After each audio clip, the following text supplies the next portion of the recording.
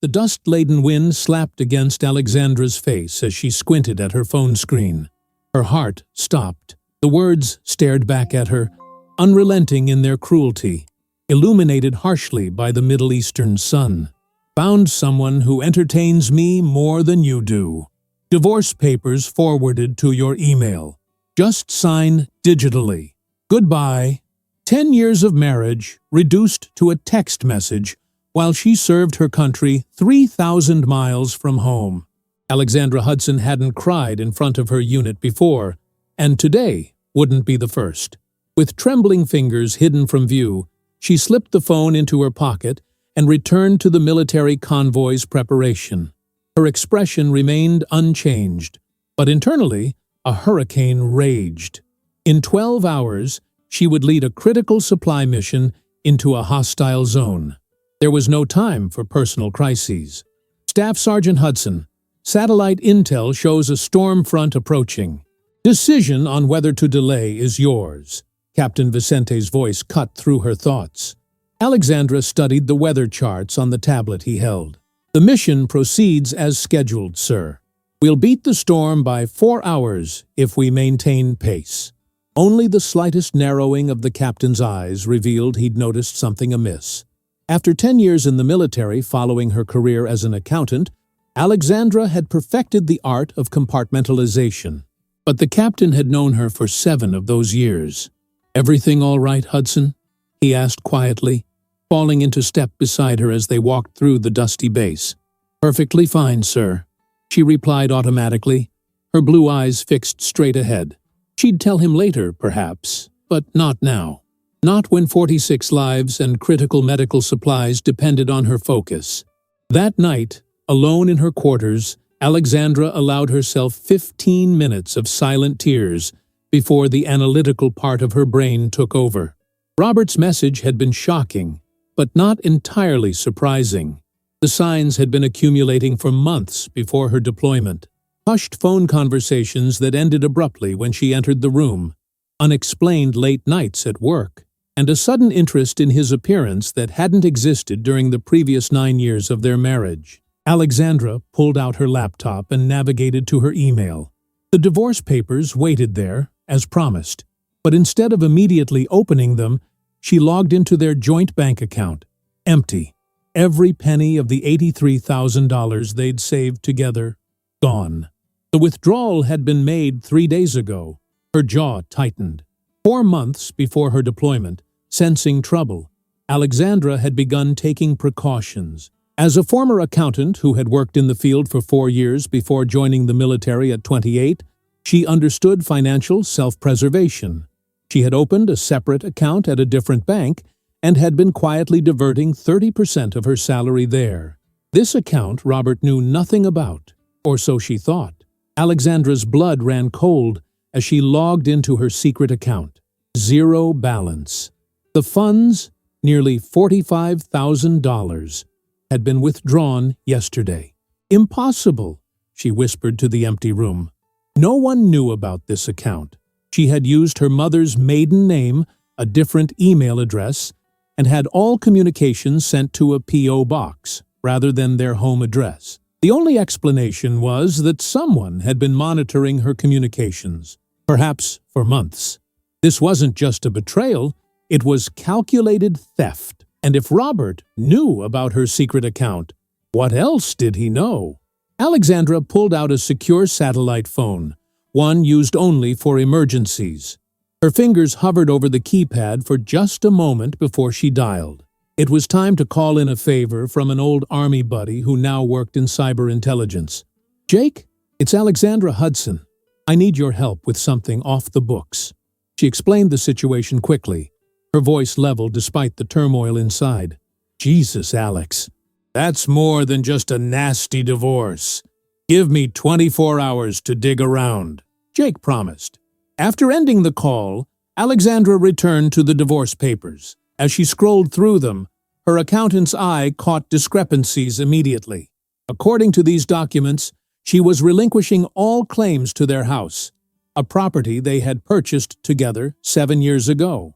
But there was something strange about the mortgage details listed.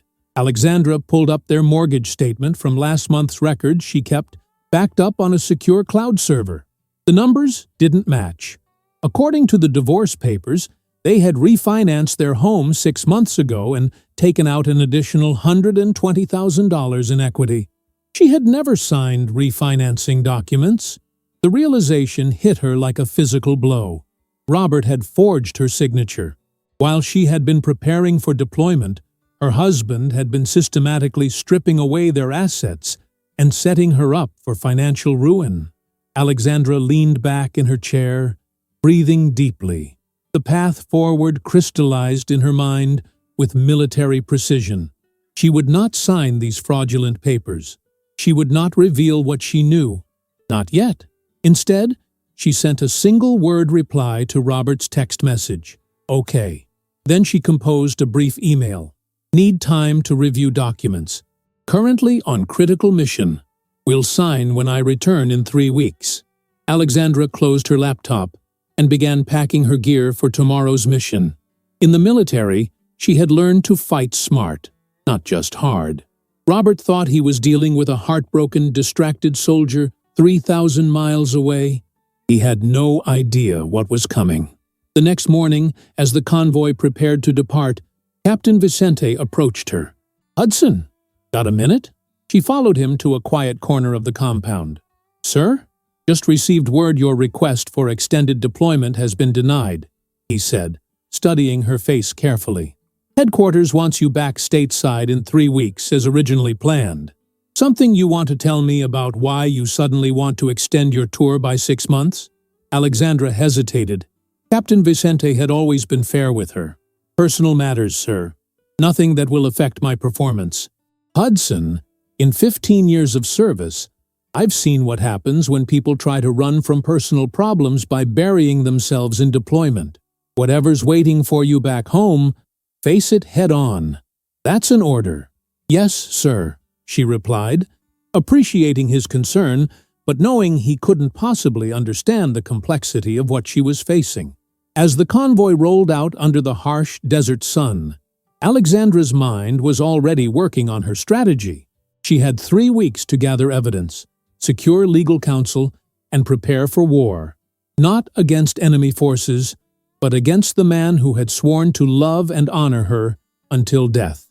What Robert didn't know was that Alexandra had already contacted their home security company from abroad and remotely activated all recording devices in their house. Devices Robert had forgotten existed. Every conversation, every moment in their home was now being captured and stored on a server only she could access. The evidence was already accumulating, and soon Alexandra would discover just how deep the betrayal went. And when she did, Robert Hudson would learn a painful lesson about underestimating a woman trained by the United States military to overcome insurmountable odds.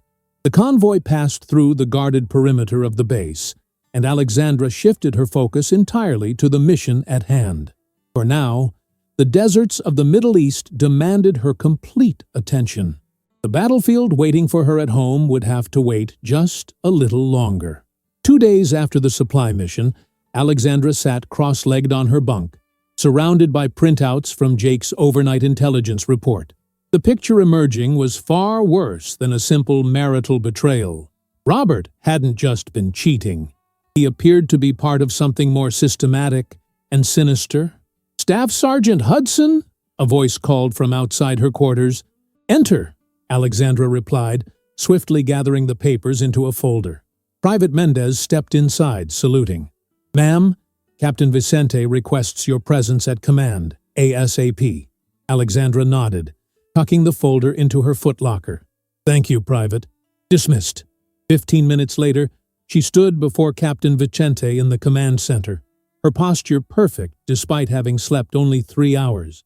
"Hudson, got some troubling intel I need to share with you," Captain Vicente said, his normally stoic face showing signs of concern. "Take a seat." Alexandra remained standing. "I prefer to stand, sir." He nodded, respecting her choice. "I've received communication from JAG Corps stateside.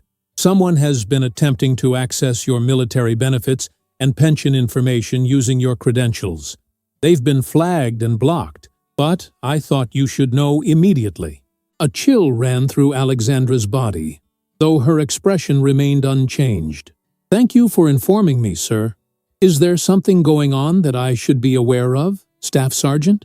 The captain's tone was careful, balancing between professional concern and personal support. Alexandra calculated her response. She needed allies, and Captain Vicente was someone she had trusted with her life in combat situations. "Sir, I recently received divorce papers from my husband.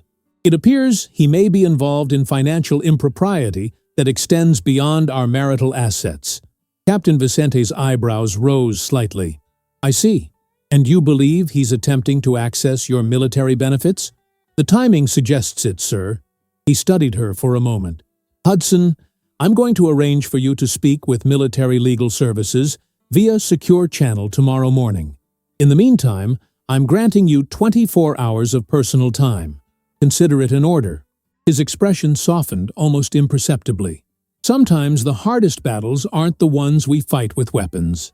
"Thank you, sir," Alexandra replied, surprised by the captain's unusual display of empathy. Back in her quarters, Alexandra reviewed everything Jake had sent her. Her husband's new girlfriend, Vanessa Schultz, had an interesting history.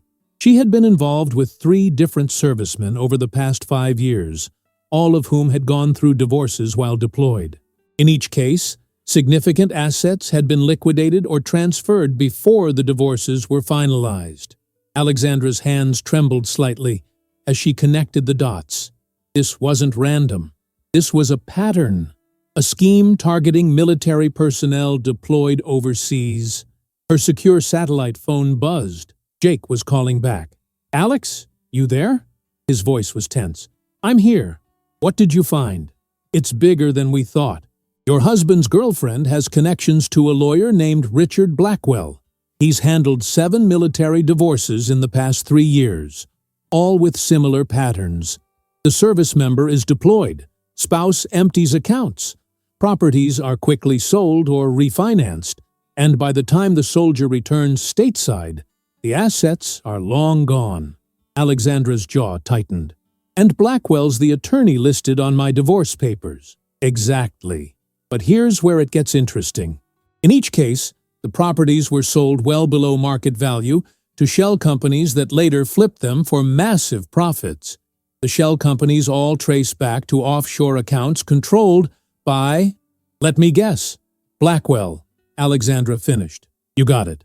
The scam seems to be identify military personnel in stable marriages with significant assets, particularly home equity. Send in someone like Vanessa to seduce the spouse, convince them they're in love, then manipulate them into liquidating assets before the deployed spouse returns.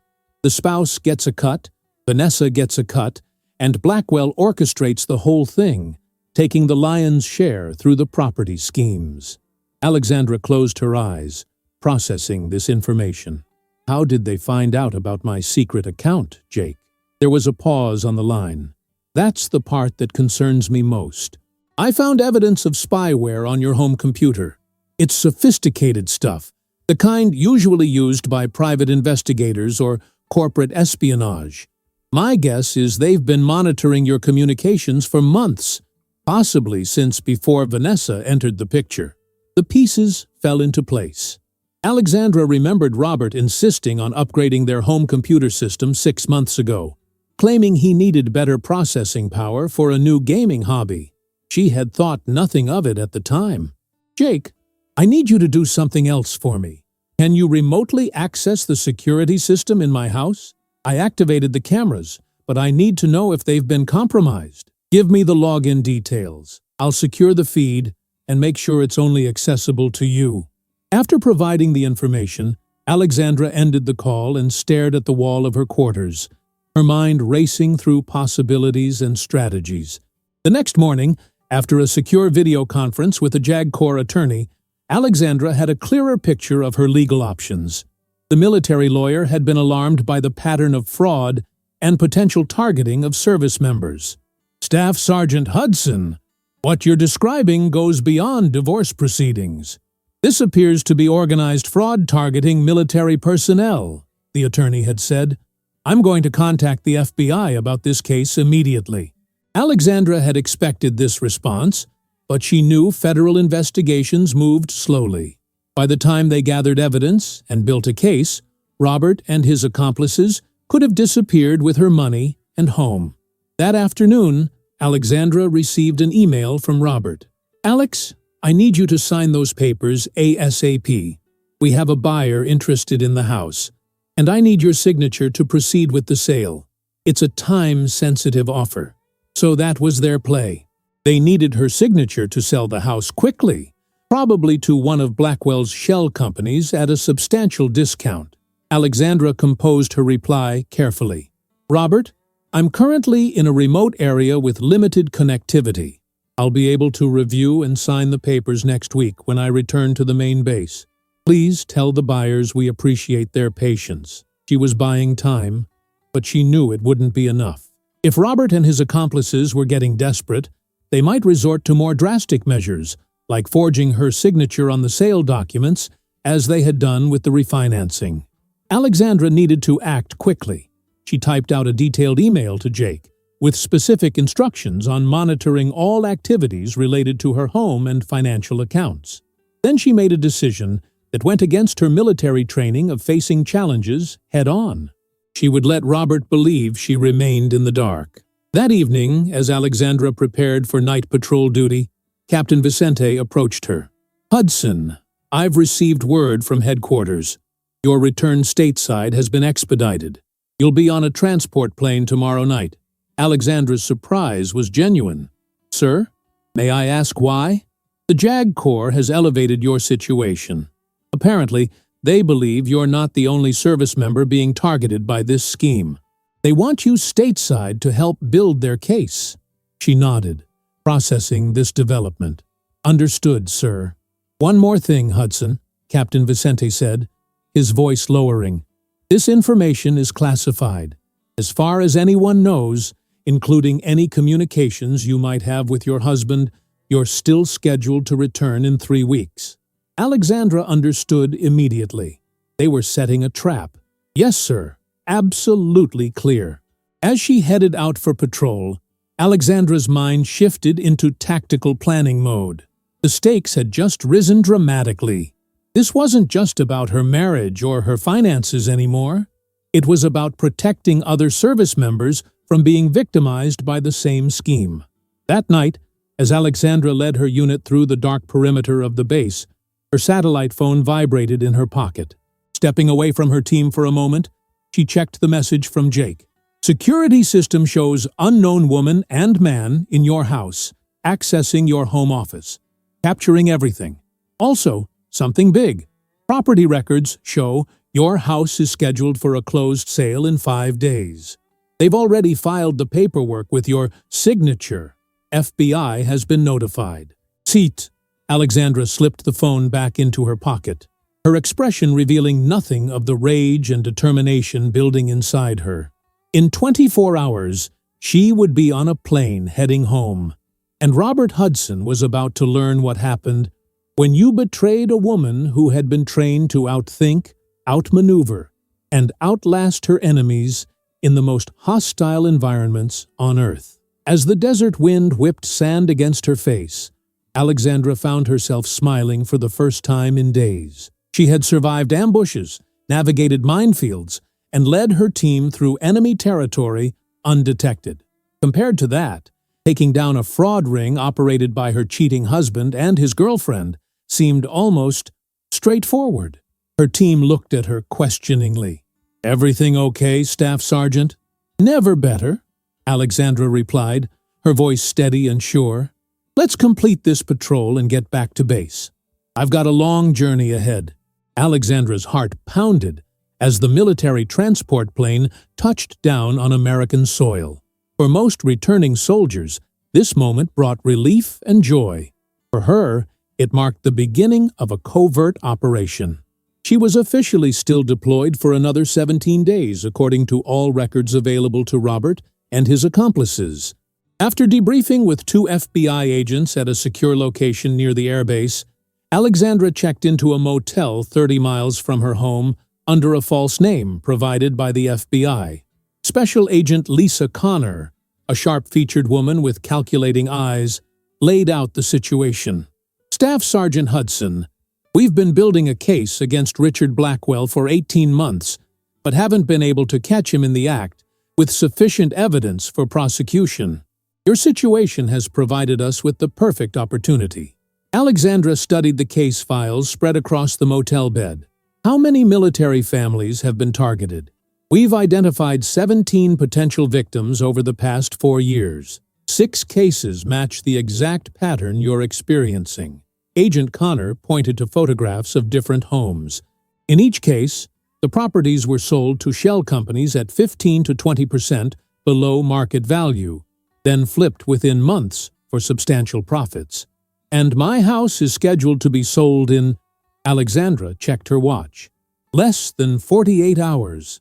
The second FBI agent, a broad-shouldered man named Torres, nodded. Exactly. The sale is scheduled for 10 o'clock Thursday morning. We need your help to catch them all together. Your husband, Vanessa Schultz, Blackwell, and ideally the buyer representing the shell company.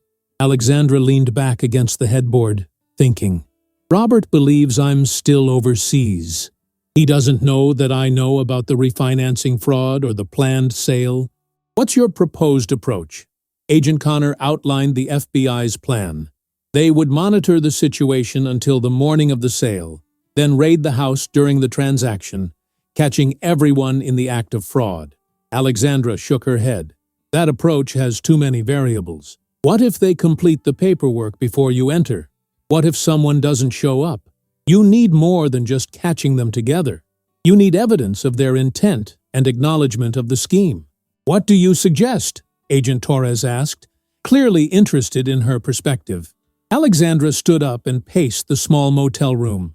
I need to go home tonight, not to confront them, but to place additional surveillance devices and secure evidence they don't know I have. That's extremely risky, Connor objected. If they discover you're back, they won't, Alexandra interrupted with quiet confidence. I've conducted night reconnaissance in active combat zones. I can enter my own home undetected. The agents exchanged glances. Even if you could, Torres said, what additional evidence do you hope to secure? According to my security system, Robert and Vanessa have been using my home office computer. I need to extract the hard drive. It likely contains communications about the scheme they believe are deleted, but can be recovered by your forensic team. Alexandra's mind was already mapping out entry points and timing. Additionally, I want to place voice-activated recording devices in locations where they're likely to discuss the sale. After 2 hours of debate and planning, the FBI agents reluctantly agreed to Alexandra's proposal, with conditions. She would wear a wire, maintain communication with their surveillance team, and extract herself immediately if there was any risk of discovery. At 2:15 in the morning, under a moonless sky, Alexandra approached her own home from the wooded area behind their property.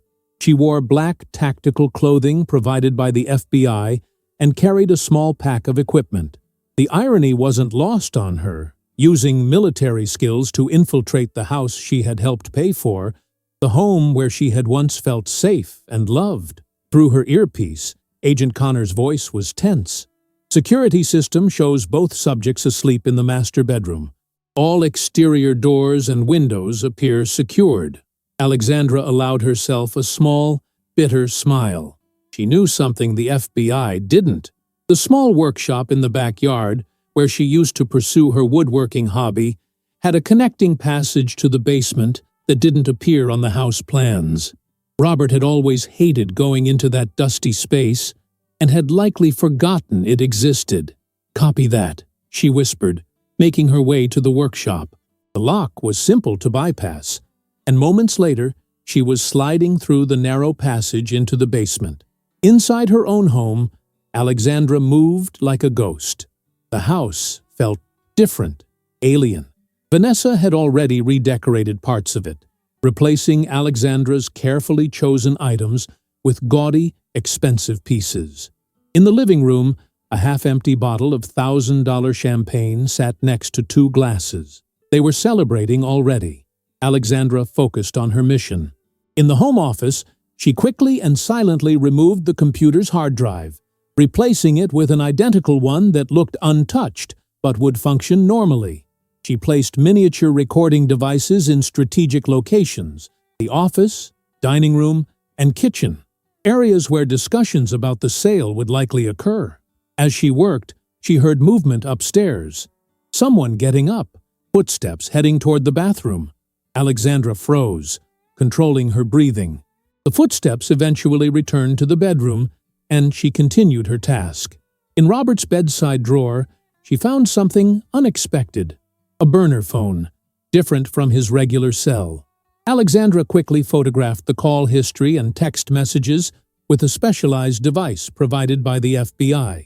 The texts revealed conversations between Robert and Blackwell discussing the operation and previous successes. As she prepared to exit, Alexandra paused at the threshold of what had once been her bedroom. Through the partially open door, she could see two figures in her bed. Robert's arm draped possessively over Vanessa. For a brief moment, emotion threatened to overwhelm her tactical focus. Not love or longing, but a deep sense of betrayal that someone she had trusted with her life could become so corrupt. Alexandra silently closed the door and made her way back through the house, carefully erasing any signs of her presence. Back in the surveillance van 2 blocks away, she handed over the evidence to the FBI agents. "This should give you everything you need," she said, her voice steady despite the emotional toll of the night's operation. Agent Connor reviewed the photos from the burner phone. "This is gold, Sergeant Hudson." Text messages discussing previous victims, planned division of profits. She looked up at Alexandra with newfound respect. "You've given us more in one night than we gathered in months of investigation." The next day was spent preparing for the final phase of the operation. Alexandra remained in the motel room, reviewing transcripts as the FBI monitored the recordings from her home. By evening, they had captured multiple damning conversations between Robert, Vanessa, and Blackwell, who had stopped by to finalize details for the morning sale. "We need to discuss what happens after tomorrow's closing," Blackwell had said, his voice crisp and businesslike on the recording. "Once the funds clear, Vanessa needs to disappear as usual. Robert, you'll receive your 20% after the property flips. Same arrangement as with the Johnson and Williams properties." Alexandra's stomach turned as she heard Robert's reply. "What about Alexandra's military pension? You said we could still access that." Blackwell's laugh was cold. "We're working on it. The military benefits are trickier, but we've managed before. By the time she returns from deployment, the divorce will be finalized using the power of attorney documentation you provided. She'll never know what hit her." "And if she fights it?" Robert asked, a rare note of concern in his voice. "Who's she going to fight? By next month, these shell companies won't exist, the money will be in offshore accounts, and you'll be living in Belize with a new identity if you choose. We've done this 6 times already with military spouses. They're the perfect targets. Deployed for months, trusting their partners to handle finances, and by the time they realize what's happened, the trail is cold." That evening, Alexandra met with the federal prosecutor assigned to the case, a stern woman named Judith Reeves. Together with the FBI agents, they finalized the plan for the next morning. "We'll have agents posing as the buyers," Reeves explained. "When all parties are present and the fraudulent sale is about to be executed, we move in. With the evidence you've provided and what we'll gather tomorrow, we can charge them with multiple federal crimes: wire fraud, identity theft, conspiracy, and potentially even offenses under the Service Members Civil Relief Act." Alexandra nodded, studying the operational map. "And Robert?" The prosecutor's expression was grim. "Your husband is looking at significant federal time, Staff Sergeant. He's not just a victim of manipulation, as he might claim. The evidence shows he was an active, willing participant in multiple fraud schemes." Later that night, alone in her motel room, Alexandra allowed herself to truly feel the magnitude of Robert's betrayal for the first time. 10 years of marriage, countless deployments where she had risked her life while he apparently plotted against her. She thought of the future they had planned together, the retirement dreams, the travel they would enjoy when she completed her military service. All of it had been a lie, at least on his part. Alexandra's satellite phone buzzed. It was Jake. "Alex, I've been monitoring their emails as requested.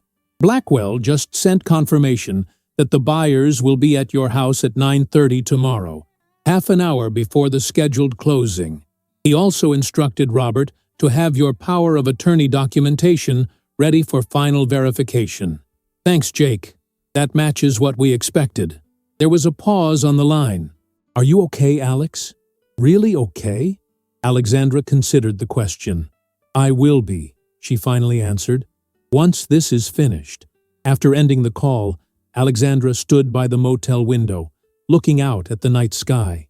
Tomorrow would bring the culmination of the most personal battle of her life. Not fought with weapons on foreign soil, but with evidence and intelligence on home ground. She thought about the other military families who had been victimized, the soldiers who had returned from service to find their lives shattered, their assets stolen by people they trusted. Her fight wasn't just for herself anymore. Alexandra Hudson had always believed in justice. Tomorrow, she would help deliver it.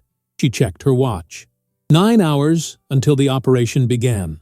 Alexandra laid down on the bed, fully clothed, setting her mental alarm as she had done countless times in the field. She would allow herself exactly 5 hours of sleep, then rise to prepare for the mission ahead. As she drifted off, her last thought was not of Robert or the betrayal, but of the future that awaited after justice was served. For the first time since receiving that devastating text message in the desert, Alexandra felt something unexpected taking root in her heart. Hope. The morning of the operation dawned clear and cool. Alexandra sat in an unmarked FBI van 3 blocks from her house, surrounded by surveillance equipment and agents preparing for the raid.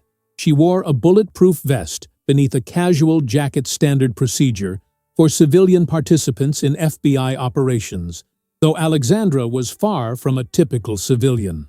9:15 a.m. subjects are active in the residence, reported the surveillance technician, monitoring feeds from Alexandra's hidden cameras. Blackwell has arrived. 3 additional individuals just pulled up in a black Audi, likely the representatives from the shell company. Alexandra watched the monitors intently. Robert looked nervous, pacing the kitchen while straightening his tie repeatedly. Vanessa appeared calmer, checking her reflection in a compact mirror. Richard Blackwell, a silver-haired man in an expensive suit, spread documents across the dining table with practiced efficiency. "Staff Sergeant Hudson," Agent Connor said quietly, "remember the agreement. You remain in the van until we secure the scene, no matter what you see or hear." Alexandra nodded without taking her eyes off the screen. Understood. The plan was precise. FBI agents posing as neighbors would establish a perimeter around the house. At exactly 9:45, when all parties were present and the fraudulent transaction was being executed, the raid would begin. Simultaneous operations were happening at Blackwell's office and 2 other properties connected to the scheme. On screen, the buyers, actually undercover FBI agents, were being welcomed into the house. Blackwell was all smiles, shaking hands and making introductions. Robert looked ill. "Audio is live in all rooms," the technician confirmed. Through the surveillance equipment, they could hear Blackwell's smooth sales pitch. "As I mentioned, the seller is currently deployed overseas with the military, but her husband has complete power of attorney to execute the sale. We have all documentation ready for your review." One of the undercover agents, playing the role of a cautious buyer, asked, "And the price we discussed, $800,000. That's significantly below market value for this neighborhood, correct?" "The sellers are motivated for a quick, clean transaction," Blackwell explained smoothly. "Military deployments create certain financial pressures. We're prepared to offer this exceptional value for a same-day closing. Alexandra's jaw tightened. The actual market value of her home was just over $1 million. They were selling it at a $200,000 loss, money that would disappear into offshore accounts. On screen, Robert handed over a document. "Here's the power of attorney my wife signed before deployment. It gives me full authority to handle all financial matters." The undercover agent examined it carefully. "This looks comprehensive. And your wife is aware of the sale terms?" Robert hesitated just a fraction too long. "Of course. She's eager to liquidate assets before our divorce is finalized." Blackwell smoothly interjected, "We have email confirmation from Mrs. Hudson approving the sale. Would you like to review that as well?" Agent Connor checked her watch. 9:42. 3 minutes to go. She spoke into her radio. "All units in position and ready." Affirmative responses came from the teams surrounding the house. On the monitor, the scene continued to unfold. Blackwell was now walking everyone through the closing documents, pointing out where signatures were needed. "And once these are signed," he explained, "the funds will be wire transferred to this account immediately. The deed will be recorded this afternoon." Alexandra leaned forward as she saw Robert discreetly check his watch. Something wasn't right. He seemed too anxious, even for someone committing fraud. "Agent Connor," she said urgently, "something's off. Robert keeps checking the time." Connor studied the monitor. "Could be nerves." "No, I know him. He's waiting for something specific." Alexandra pointed to another screen showing the exterior of the house. "And where's Vanessa?" "She was there a minute ago." The technician quickly cycled through camera feeds. "No visual on the female subject. She's not in any of the rooms we have covered." A cold realization washed over Alexandra. "Check the master bedroom. The cameras don't cover that area." The FBI had deliberately avoided placing surveillance in private areas of the home for legal reasons. The master bedroom had no coverage. Agent Torres immediately spoke into his radio. "Possible subject movement to unsurveilled areas. Be advised, female subject Schultz is not visible." Alexandra's instincts screamed danger. "They're up to something else. We need to move now." "We stick to the plan," Connor insisted. 9:45 exactly. On screen, one of the buyers was signing the first document. Robert checked his watch again and whispered something to Blackwell, who nodded subtly. 9:45, announced the technician. Agent Connor gave the command, "All units execute now. Go, go, go." On the monitors, Alexandra watched as FBI agents stormed into her house from multiple entry points.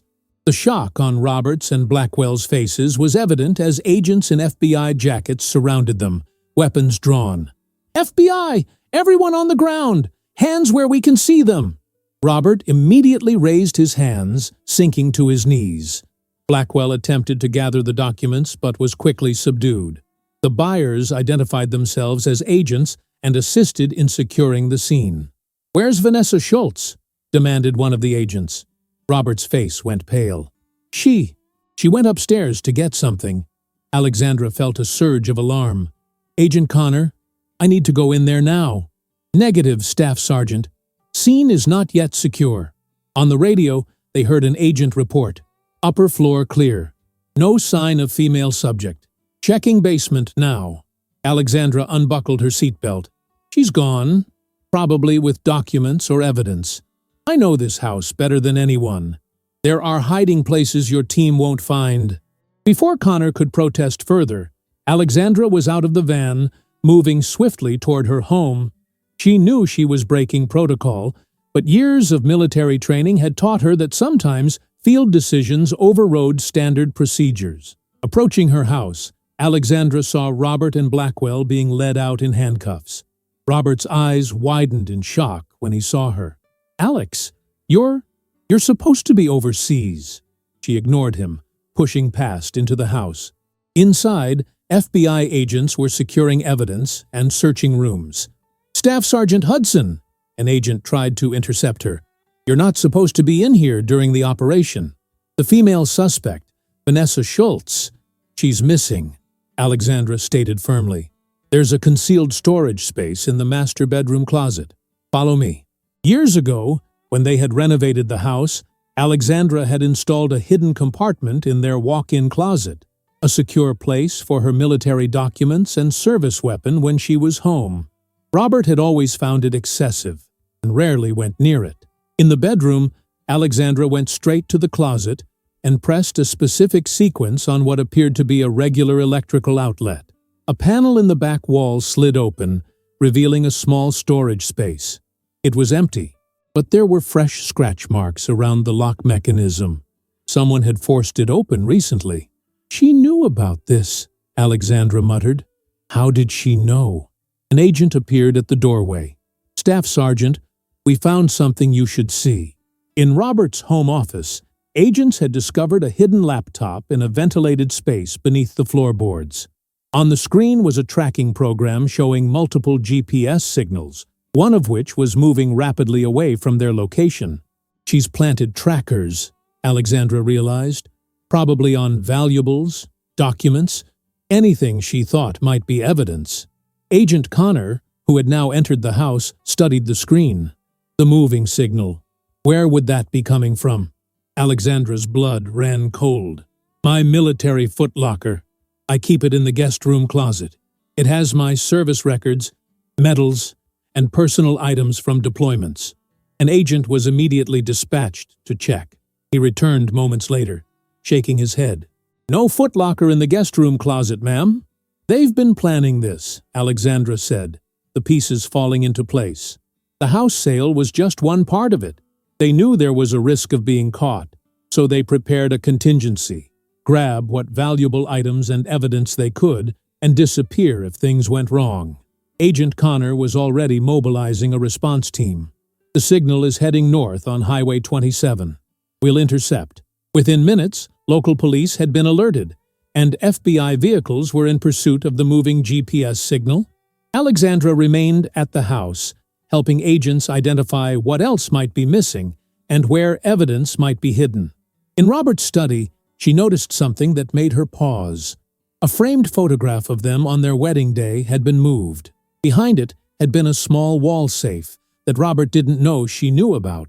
He had installed it early in their marriage, claiming it was for important documents. "There should be a safe behind this," she told the evidence technician. When they removed the picture, the safe was there, but open and empty. Alexandra sat heavily in Robert's desk chair, the magnitude of the betrayal still unfolding. How long had he been planning this? How many of their moments together had been genuine? Her phone rang. Agent Torres calling from the field. "Staff Sergeant Hudson, we've intercepted a vehicle matching the one Vanessa Schultz was seen driving earlier. She attempted to evade, but crashed into a guardrail. She's in custody. And my footlocker? Recovered, along with several bags of what appear to be jewelry, documents, and electronic devices. We're bringing everything back now." Alexandra exhaled slowly. "Thank you." After ending the call, she wandered through the house that no longer felt like home. FBI agents continued their methodical work, cataloging evidence and taking photographs. In the kitchen, Agent Connor was interviewing one of the undercover buyers. The conversation was explicit, the agent was saying. Blackwell clearly stated this was the 7th such operation they had conducted, specifically targeting military personnel deployed overseas. Alexandra found herself standing in the living room, looking at the life she and Robert had built together, now revealed as a construct of lies. On the mantel sat photos from happier times, their honeymoon in Hawaii, hiking in Colorado, Robert's proud smile when she had earned her promotion to staff sergeant. Had any of it been real? Her reflections were interrupted by Agent Connor. "Staff Sergeant Hudson, we'd like you to come to the field office. Robert Hudson is asking to speak with you." Alexandra's expression hardened. "Why would I want to talk to him? He's offering to provide details on all previous victims and offshore accounts in exchange for considerations in his case." Connor's voice softened slightly. "And for what it's worth, he seems genuinely shocked that you were the one who uncovered the scheme. I think he underestimated you significantly." A bitter smile crossed Alexandra's face. Men like Robert always do. 3 hours later, at the FBI field office, Alexandra sat across from her husband in an interview room. Robert looked diminished in his orange jumpsuit, his confident demeanor replaced by desperation. "Alex, you have to believe me. I didn't know how deep this went at first," he pleaded. "Vanessa approached me at a time when I was vulnerable. Blackwell only revealed the full scheme later, when I was already implicated." Alexandra studied him with detached calm.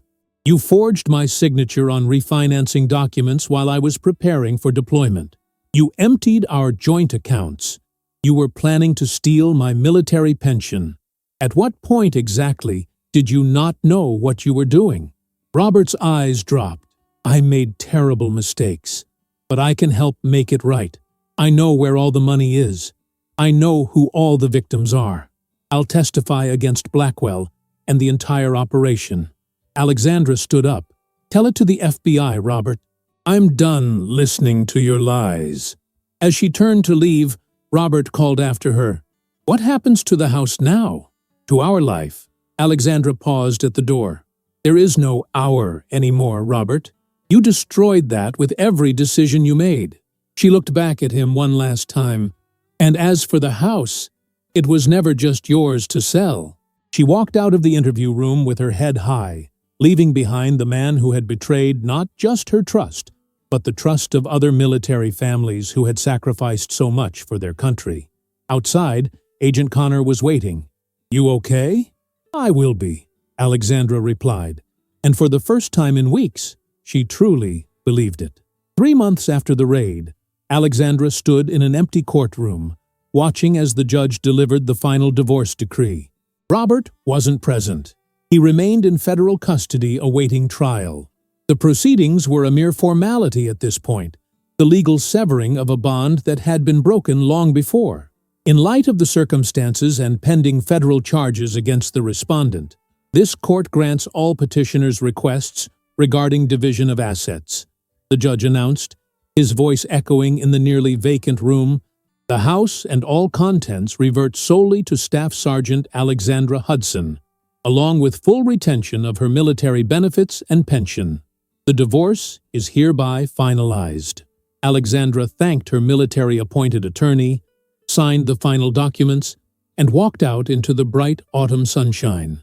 A chapter of her life was officially closed. The wound remained, but it was healing cleaner than she had expected. Her phone buzzed with a text from Special Agent Lisa Connor. "Blackwell took a plea deal this morning. 15 years federal time, full cooperation, returning assets to all victims. Thought you'd want to know."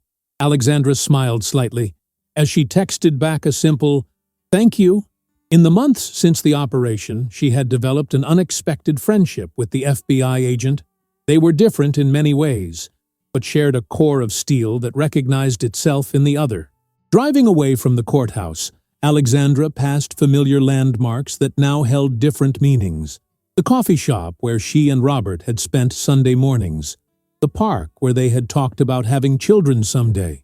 The home improvement store where they had picked out paint colors for the house that was now solely hers, but which she had no desire to keep. Her new apartment was small but sufficient. A temporary space while she determined her next steps. After 15 years of military service, Alexandra had been offered an honorable discharge with full benefits if she wanted it. The Army recognized the trauma she had endured and the unique circumstances of her case.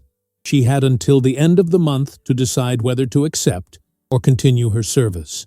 At her apartment, Alexandra changed from her formal court attire into jeans and a comfortable sweater.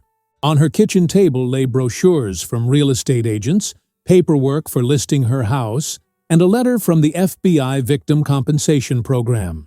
The investigation had recovered approximately 60% of the stolen funds from various offshore accounts. It wasn't everything, but it was enough to start over. A knock at the door interrupted her thoughts. Captain Vicente stood in the hallway, now in civilian clothes rather than his uniform. "Permission to enter, Staff Sergeant?" he asked with a small smile. "Permission granted, Captain," she replied, stepping aside to let him in. "Though, technically, we're both off duty." "Vincent, then," he corrected, handing her a small gift bag. "I heard today was the final court date. Thought you might need a friend." Inside the bag was a bottle of good scotch and 2 glasses. Alexandra appreciated the gesture from the man, who had been not just her commanding officer, but a steady presence throughout the investigation and its aftermath. They sat on her small balcony, watching the sunset as they sipped the amber liquid in comfortable silence. Finally, Vincent spoke. "Have you made your decision about the discharge offer?" Alexandra swirled the scotch in her glass. "Not yet. Part of me feels like accepting it would mean Robert and his scheme won, that they took my marriage and my career." Vincent nodded thoughtfully. "And the other part?" "The other part wonders if this is the universe giving me a chance to explore roads not taken." She looked out at the skyline. "I joined the military at 28, after 4 years as an accountant. I've served 15 years. Maybe it's time for something new." "You'd be missed," Vincent said simply. "But you've more than fulfilled your duty, Alexandra. No one would question your choice either way." After Vincent left, Alexandra sat alone with her thoughts as darkness fell. Her phone rang, the special ringtone she had assigned to Jake, her friend from cyber intelligence, who had helped uncover the fraud. "How'd it go today?" he asked without preamble. "Officially divorced and sole owner of a house I'm planning to sell," she replied. "Blackwell took a plea deal." "And how are you, really?" Alexandra considered the question carefully. "I'm recalculating, finding new coordinates." "That's very military of you," Jake laughed. "Listen, I'm in town for that cybersecurity conference I mentioned. Any chance you're free for dinner tomorrow?" "Just as friends," he added quickly. "I'd like that," Alexandra found herself saying, surprising herself a little with how much she meant it. The next morning, Alexandra drove to her former home for what she planned to be one of her final visits. The real estate agent was meeting her in an hour to discuss listing the property. The FBI had long since cleared the scene, removing all surveillance equipment and evidence. The house had been professionally cleaned, erasing the physical traces of the raid and investigation. Alexandra walked through each room methodically, separating her possessions into categories: keep, donate, sell. In the master bedroom, she hesitated at the closet door. Behind it hung the few clothes Robert had left behind when he was arrested. She hadn't been able to face dealing with them until now. Steeling herself, she opened the door and began removing his items, placing them in donation bags. At the back of the closet, behind Robert's winter coats, Alexandra noticed something odd, a small tear in the wallpaper. Curious, she peeled it back slightly to reveal a tiny hidden compartment she had never known existed. Inside was a small flash drive. Alexandra stared at it, her heart pounding. Another secret. Another hidden piece of Robert's double life. She slipped it into her pocket, deciding to give it to the FBI rather than view its contents herself. Some doors were better left closed. As she continued packing, the doorbell rang. Expecting the real estate agent, Alexandra was surprised to find Melissa Williams standing on her porch, the wife of a sergeant who had served with Alexandra years earlier. "Melissa, this is unexpected." The woman's eyes were red from crying, her hands clutching a newspaper. "Is it true? The story in the paper about the fraud ring targeting military families?" Alexandra gently ushered her inside. "Yes, it's true. How did you connect it to me? Your name isn't in the article, but it mentioned a staff sergeant who uncovered the scheme while deployed." Melissa's voice broke. "When Tom was in Afghanistan 3 years ago, I went through a divorce. Our house was sold quickly. I lost everything. The description matches exactly what happened to me." Alexandra felt a wave of compassion for the woman. "Have you spoken to the FBI? They're working to identify all the victims." Melissa nodded. "Yesterday. They confirmed we were one of the cases. They're investigating whether my ex-husband was manipulated like yours or was a willing participant." She looked around the house. I needed to thank you. The agent said if you hadn't uncovered the scheme, they might never have connected all the cases." After Melissa left, Alexandra sat on her front steps, processing the encounter. What had begun as a personal betrayal had rippled outward, affecting lives she hadn't even known were connected to hers. By fighting for herself, she had inadvertently fought for others as well. The real estate agent arrived, clipboard in hand, and smile firmly in place. "Staff Sergeant Hudson, shall we discuss your options for listing?" 2 hours later, Alexandra had signed the paperwork to put the house on the market. As she walked the agent to her car, a familiar black FBI vehicle pulled into the driveway. Agent Connor stepped out, holding a file folder. "Hope I'm not interrupting," she said, nodding to the departing real estate agent. "Perfect timing, actually. Just finished listing the house." Inside, Connor spread photographs across the kitchen counter. Pictures of evidence recovered from Vanessa's vehicle and various storage units rented under false names. "We've managed to trace most of the money," Connor explained. "Blackwell was meticulous about record-keeping, which has become his undoing. Each victim will likely recover 70 to 80% of their losses once all accounts are seized." Alexandra examined the financial flowcharts. And Robert? Cooperating fully.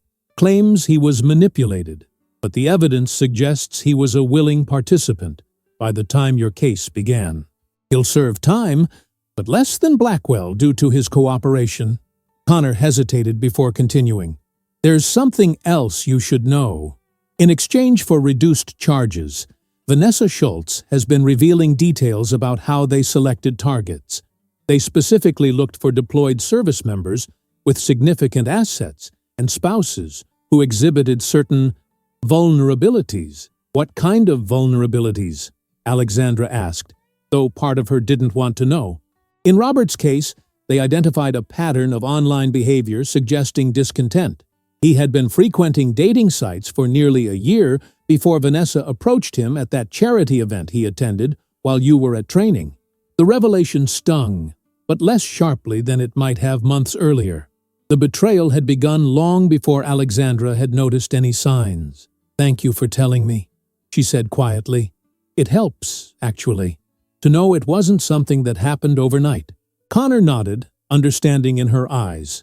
"For what it's worth, every agent who worked this case has been impressed by your resilience. The Bureau has an opening in our Financial Crimes Division if you're ever interested. Your accounting background combined with your military experience would be valuable." Alexandra blinked in surprise. "Are you offering me a job?" "Planting a seed," Connor smiled. "Think about it." After the agent left, Alexandra walked through her soon-to-be former home one last time. In the backyard, she paused at her old workshop, the space that had once been her sanctuary for woodworking projects during leaves between deployments. Inside, covered in dust, sat her tools and several half-finished pieces. Alexandra ran her fingers along the grain of an oak bookshelf she had started before her last deployment. The wood was still good. The project could still be completed. On impulse, she pulled out her phone and called Jake. "That dinner invitation for tonight. Can we make it lunch instead? And afterward, would you help me load some woodworking equipment into my truck? I've made a decision about my future." 6 months later, on a crisp spring morning, Alexandra stood on the porch of a small cabin near a lake, 2 hours from the city. Birds called from the surrounding trees as she sipped her coffee, surveying the workshop she had built adjacent to the cabin. Inside were her carefully restored tools and several commissioned pieces in various stages of completion. Her phone buzzed with a text from Vincent, who had retired from the Army and now taught military strategy at a nearby university. "Still on for fishing this weekend?" She smiled as she texted back an affirmative. Their friendship had deepened in the months since her discharge from the military, evolving naturally without pressure or expectations. Alexandra's new life had taken shape with the same methodical precision she had applied in her military career. Using the money from the sale of her former home and the recovered funds from the fraud investigation, she had purchased this small property with its cabin and acreage. The wooden sign at the end of the driveway read, "Hudson Woodworking and Restoration." "So, The military skills that had once guided her through combat zones now served her in different ways. Discipline in craftsmanship, attention to detail in design, and strategic thinking in building her small business. The nightmares about betrayal had faded, replaced by dreams of new creations taking shape beneath her hands.